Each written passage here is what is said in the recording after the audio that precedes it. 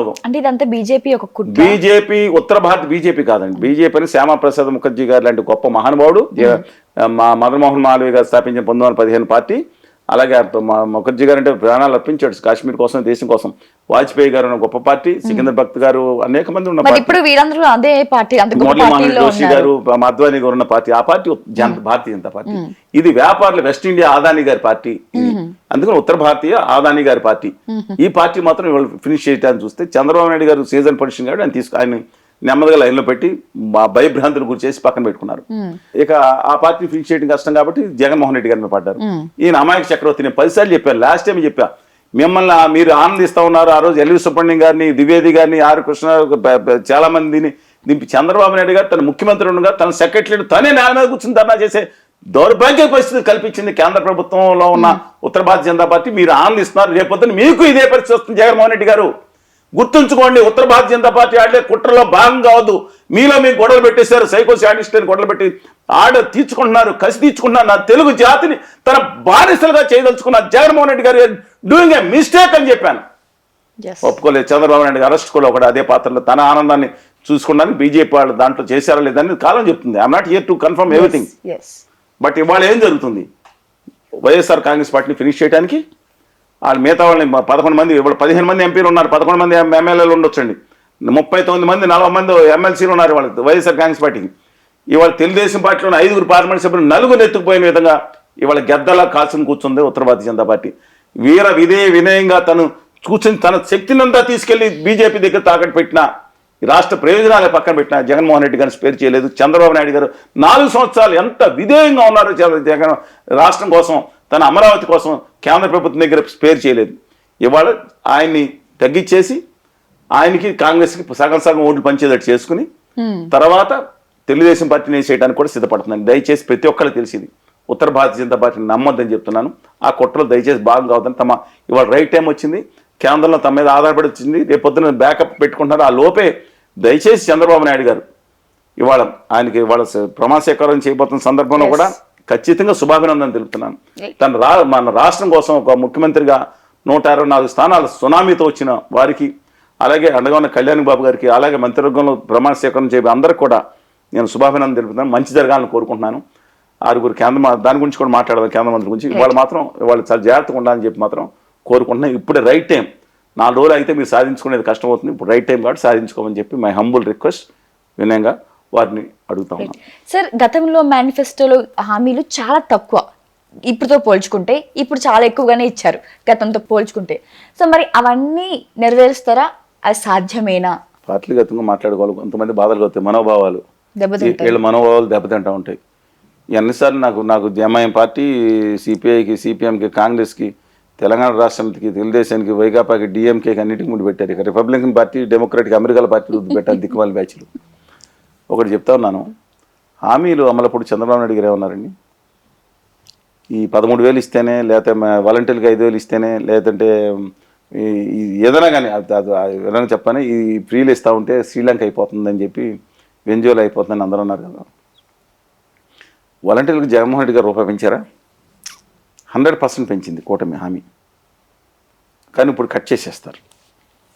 దాన్ని స్ట్రీమ్లైన్ చేసి చాలామంది తీసేసే అవకాశం కనపడతా ఉంది. రెండోది, సచివాలయ ఉద్యోగులు తీయడానికి వీలేదు, ప్రభుత్వ ఉద్యోగులు వాళ్ళు.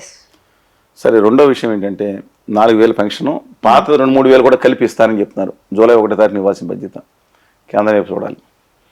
ఒకటి అది కాకుండా ప్రతి మహిళకి ఇంకా కండిషన్స్ నాట్ అప్లైడ్. 18 ఏళ్ళు దాటిన ప్రతి మహిళకి పాకెట్ మనీ కిందో, ఆసరా కిందో 1,500 రూపాయల సంవత్సరానికి 18,000 ఇవ్వాలి. ఈ పెన్షన్లు కూడా ఎప్పుడు 59 వరకు, ఎస్సీ ఎస్టీ బీసీ మైనార్టీ మహిళలు అయితే 50,000 వరకు. ఇప్పుడు ఈ పెన్షన్ వచ్చే వాళ్ళు కూడా 60 నుంచి 50 ఏళ్ళు తగ్గిస్తున్నారు. ఎస్సీ ఎస్టీ బీసీ మైనార్టీలు వాళ్ళే దాదాపు 70% ఉన్నారు పాపులేషన్. అందువల్ల దీంతో పాటు 3 గ్యాస్ సిలిండర్లు, 4వదేమో ఎమ్మెల్యేలు కొంతమంది చేశారు. ఇక దాంతోపాటు ఉచిత బస్సు ప్రయాణం జిల్లా స్థాయిలో అనుకోవచ్చు. అక్కడ అందరూ దెబ్బలాట వేసుకుంటారు.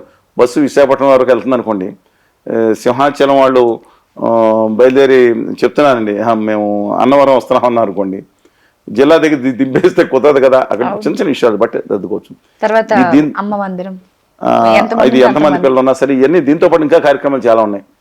ఇవన్నీ చేయటం కొంచెం కష్టసాధ్యం. కానీ జగన్ గారు తను చేసింది అమలు చేసినప్పుడే ఓడించి ప్రజలు ఇది చేస్తే ఇంక మన కూడా ఓడిస్తారు, ఇది అనవసరం అనుకోడు కూడా వచ్చేది. కేస్ స్టడీ అయింది, ఇండియాలో కేస్ స్టడీ అయింది. నా అభిప్రాయం ప్రకారం బడ్జెట్ కోసం 70,000 కోట్లు అదనంగా దీన్ని ఖర్చు పెడుతున్నారని ఆ రోజు ఆరోపించిన నేపథ్యంలో ఇప్పుడు కొత్తగా పెట్టిందని ఇంకో 70,000, 80,000, 90,000 కోట్లు అవుతుందంట. అంటే 5 ఏళ్ళు ఎంత అవుతుందండి? 4 లక్షల కోట్లు. అమరావతి మాత్రం self finance project. I totally support Amaravati అండి. అమరావతి మహిళల మీద కానీ వాళ్ళు చేసిన దౌర్జన్యాలు కానీ క్రితం ప్రభుత్వం totally I against that. It is self financing project. I can explain you in detail. But సమాంతరంగా ఇచ్చాప నుంచి హిందూపురం కూడా డెవలప్ చేయాలని కోరుకుంటున్నాను. అమరావతి వరకు it will sustain, may take some time, it will sustain. కానీ మిగతా విషయాల్లో మాత్రం చాలా కష్టం అవుతుంది. కేంద్ర ప్రభుత్వ సహకారం రావాలంటే ఖచ్చితంగా హోదా విభజన హామీలు తెచ్చుకుంటే కనుక అది సాధ్యం అవన దుర్మార్గులు, దుష్టులు, నీచులు అనే పదం వాడుతున్నా. ఆంధ్రప్రదేశ్ విభజన హామీలు ప్రత్యేక హోదా వద్దనే వాళ్ళు నీచుల కింద లెక్క వాళ్ళు. ఇవాళ కొత్తగా ఉత్తర భారతీయ జనతా పార్టీ బ్యాచ్ కథలు అల్లుతా ఉంది. ఈశాన్య రాష్ట్రాలకు ఇస్తున్నారు. మరి రాహుల్ గాంధీ గారు అధికారంలోకి వస్తే నేను మొట్టమొదటి సంతకం అన్నారు. అప్పుడు సాధ్యమైంది, ఎందుకు సాధ్యం అవ్వదు? సాధ్యమైంది, వదిలేసేయండి అని ఒక చెత్త బ్యాచ్ సలహా ఇస్తాం. విభజన హామీలు అవసరం లేదా? రాయలసీమ ఉత్తరాంధ్ర నిధులు అవసరం లేదా? ఎంత దుర్మార్గులండి వీళ్ళు, విషం కక్కుతున్నారు ఆంధ్రప్రదేశ్ మీద. ఇవాళ లోకేష్ గారు ఏం మాట్లాడారు? విభజన హామీల కోసం నేను ప్రయత్నిస్తాను అన్న సంతోషం, ఒక పాజిటివ్ ఆస్పెక్ట్. జనసేన నేత సత్య గారు కూడా నాతో మనం విభజన హామీలు ప్రత్యేక హోదా మీద ఒక అఖిలపక్ష కమిటీ ఏమైనా ప్రభుత్వాన్ని చేద్దాం, అందరం కలిసి వెళ్ళాలండి అని చెప్పారు. పాజిటివ్ అప్రోచ్ ఇది. అందువల్ల పోలవరం ఇంతకుముందు చెప్పాను కదండి, అందువల్ల పోలవరం నిర్మాణం అందులో కొంతమంది ధూర్తులు బయలుదేరి, చెప్పాను కదా, ధూర్తులు బయలుదేరి కేంద్ర ప్రభుత్వం నిధుల ఉత్తర భారతీయ జనతా పార్టీకి కార్యకర్తలు అనుకుంటా, వాళ్ళు తెలియదు వాళ్ళు ఎవరో, వాళ్ళు మాట్లాడతా పోలవరంకి రిహాబిలేషన్ రీసెటిల్మెంటే ముఖ్యమండి. రాతి మట్టి కట్టడం పెద్ద ఖర్చు అవుతాం, ఒక 5,000 కోట్లు పెడితే రాతి మట్టి అయిపోయింది ప్రాజెక్ట్ అంటే. అది అంతా మోసం చేయడానికి కుట్ర. దయచేసి అండర్లైన్ చేసుకోండి దీన్ని. కొంతమంది బయలుదేరు ఉత్తర భారతీయ జనతా పార్టీకి సంబంధించిన బయలుదేరి వచ్చి రాతి కట్టకు నిలిచాం 5,000, 7,000 కోట్లు అయిపోయింది అంటారు. కాదు, 150 అడుగులు నిధులో నీళ్లు నిలబెట్టాలంటే దాని నుంచి ఫుల్ లెవెల్స్లో లెఫ్ట్ అండ్ రైట్ కెనాల్స్కి వెళ్ళాలంటే 960 మెగావాట్ల పవర్ తిరగాలంటే రిహాబిలేషన్ రీసెటిల్మెంట్ వాళ్ళకి ఇవ్వాలి. వాళ్ళకి ముంచేసి ఇవ్వటం కాదండి వాళ్ళ. అందువల్ల అది చేయటం ముఖ్యం అన్నిటికన్నా. అది కేంద్ర ప్రభుత్వం 100% చేయాలి. ఆ ఉత్తర భారతీయ జనతా పార్టీ అంటారు పొల్లోడు కొట్టి ప్రజల దగ్గర వసూలు చేయండి, ఆంధ్ర వాళ్ళ దగ్గర వసూలు చేయండి అనే దుర్మార్గమైన కుట్ర తెగబడుతున్నా ఆంధ్రాకి ద్రోహులు వాళ్ళగా భావిస్తున్నాను నేను, దయచేసి. అందువల్ల అలాంటి హామీలు కేంద్ర ప్రభుత్వం సహకారం అవసరం. నేను గొడవ పెట్టుకోవాలని కోరుకోవట్లేదు. మంచి జరుగుతుంది కాబట్టి వచ్చే నెల, 15 నెలలు, 2 నెలలు, 3 నెలలు ఆయన మీద వెయిట్ చేస్తాం. మేము సూచిస్తున్నాం, విన్నవిస్తాం చంద్రబాబు గారికి. దయచేసి హంబుల్గా ఇది సాధించండి. ఉద్యమాలు ఇప్పుడు మేము చేయము, తర్వాత చేస్తాం. ఏమైనా సాధించలేకపోతే తర్వాత మాట్లాడతాం. పూర్తిగా వాళ్ళ రాష్ట్ర ప్రభుత్వానికి సహకారం అందించాల్సిన అవసరం ఉంది అందరూ కూడా. ఈ సమయంలో డెఫినెట్గా ప్రతిపక్షం కూడా, నేను జగన్మోహన్ రెడ్డి గారు కూడా విజ్ఞప్తి చేస్తున్నా, మీరు మీ ప్రతిపక్షం కూడా వాళ్ళ అఖిలపక్షం ఇస్తే సహకరించండి. ఆ రోజు సార్ మీరు సహకరించి ఇవాళ ముందు ప్రాధాన్యంలో తీసుకెళ్తాం. హామీల అమలు అనేది కష్టసాధ్యమైనా సరే అభివృద్ధి మీద కూడా దృష్టి పెట్టమని చెప్పి కోరుతా ఉన్నాను. సో ఒకవేళ అమల్లోకి చేయాలని ఒక్క పార్టీకైనా ఆలోచన ఉంటే ఈ 3 పార్టీలు ఒక బాట మీద వెళ్తాయి అంటే, ఒక ఆలోచన అంటే చంద్రబాబు గారి ఆలోచన మీద ఈ 2 పార్టీలు కూడా ఏకీభవిస్తాయి. ఇంకే పార్టీ లేవా ఆంధ్రప్రదేశ్లో? సిపిఐ వామపక్ష పార్టీలు లేవా? అంటే ప్రజల కోసం పోరాడే పార్టీలు ఖచ్చితంగా ఉన్నాయి అక్కడ. కాంగ్రెస్ పార్టీ కూడా, వైఎస్ఆర్ తెలంగాణ పార్టీ మాజీ అధ్యక్షురాలు షర్మిల గారి నేతృత్వంలో ఒకటి ఉంది కదా పార్టీ. మరి అందరూ తిరుగుబాటు చేశారు, ఒక ఎంత పార్టీని ఇబ్బంది పెట్టారు, అసలు ఎన్డీఏతో కుమ్ముకైపోయిన ఆరోపణలు ఉన్నాయి. అసలే పక్కన పెడదాం. అందులో అద్భుతమైన నాయకులు ఉన్నారు కాంగ్రెస్ పార్టీలో. రాహుల్ గాంధీ గారి ఈ విషయంలో మాత్రం రాహుల్ గాంధీ గారికి ఆంధ్రప్రదేశ్ ప్రత్యేక హోదా ఇచ్చినందుకు ఆ విషయంలో సెలెక్ట్ చేయాల్సింది. సో మరి ఒకవేళ చంద్రబాబు గారు అమలు చేద్దామన్న ఆలోచనలో ఉంటే ఈ 2 పార్టీలు మరి ఏకీభవిస్తాయా, సపోర్ట్ చేస్తాయా? ప్రత్యేక హోదాకు విభజన హామీల కోసం 100% వైఎస్ఆర్ కాంగ్రెస్ పార్టీ సపోర్ట్ చేస్తానని భావిస్తున్నాను. సిపిఐ, సిపిఎం పార్టీలు ఉద్యమ పార్టీలు ఉన్నాయి. కాంగ్రెస్ పార్టీ నినాదమే అదే రాహుల్ గాంధీ గారు చెప్పిన తర్వాత అవుతుంది. రాష్ట్రంలో ప్రజానీకం 90% మంది మరి ఉత్తర భారతీయ జనతా పార్టీ మాయలో పడి ఆంధ్రప్రదేశ్ మీద విషం గక్కే వాళ్ళు తప్ప ఖచ్చితంగా ప్రతి ఒక్కరు చంద్రబాబు నాయుడుగా తీసుకునే తమ హక్కుల కోసం, విభజన హామీల కోసం ఆయన ఏదైతే తీసుకున్నారో ప్రతి ఒక్కళ్ళు మద్దతు ఇవ్వాలని కోరుతా ఉన్నాను. ఇవ్వని వాళ్ళు ఆంధ్రప్రదేశ్కి ద్రోహమే. వాళ్ళు దొంగ కబుర్లు చెప్పేవాళ్ళు, ఇది అక్కర్లేదని అటు ఇటు ఆడేవాళ్ళు మాత్రం ఆంధ్రప్రదేశ్కి అన్యాయం చేసేవాళ్ళు కానీ భావిస్తున్నాను. Let us support the chief minister. Chandrababu Naidu గారి ఇష్యూ కాదు, ఆంధ్రప్రదేశ్ ముఖ్యమంత్రిగా ఉన్నారు కాబట్టి let us support him in this cause. నేను మిగతా ఇన్ దిస్ కాజ్లో సపోర్ట్ చేద్దాం. రాష్ట్రం బయటపడే అవకాశం ఉంది. రాష్ట్రం చచ్చిపోలేదు, జనాలను చచ్చిపోలేదు, ఏమో నాశనం అయిపోయింది. 50 ఏళ్ళు అంటున్నది. 50 ఏళ్ళు అని ఆయన చేసిన దుర్మార్గ పాలన కొంత ఉంది, కొన్ని మంది పని చేసి ఉంటుంది. రాష్ట్రంలో అద్భుతమైన యువత ఉన్నారు. ఇవాళ ఎక్స్పోర్ట్స్ 1,60,000 కోట్లు పెరిగిపోయినాయండి. చాలామంది తెలియదు. 2019 మీద పోల్చుకుంటే ఇండస్ట్రీస్ కొన్ని అమరాజు లాంటివి పంపిస్తారు బలవంతాన్ని, దుర్మార్గం. కానీ మిగతా చోట్ల పాజిటివ్. అందుకే రాష్ట్రం చచ్చిపోలేదు. యువత ఉన్నారు, సంపద ఉంది. ఓన్లీ కావాల్సిన కేంద్రం అండ, ప్రత్యేక హోదా, విభజన హామీలు.